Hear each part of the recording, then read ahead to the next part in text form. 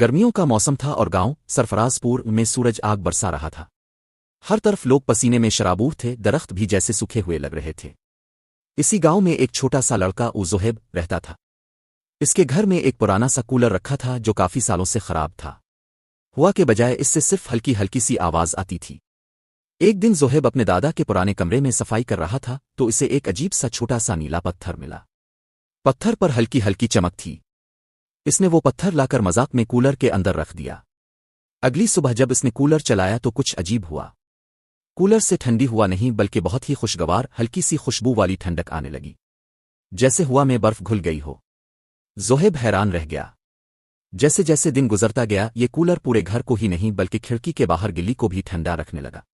لوگ حیران تھے کہ اچانک اس گرمی میں یہ سکون کہاں سے آ گیا۔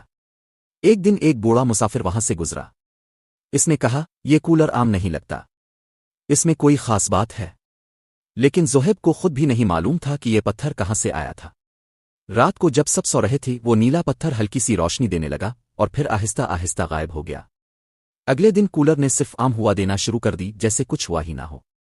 زہیب کچھ دیر خاموش کھڑا رہا، پھر مسکرا دیا اور کولر بند کر دیا۔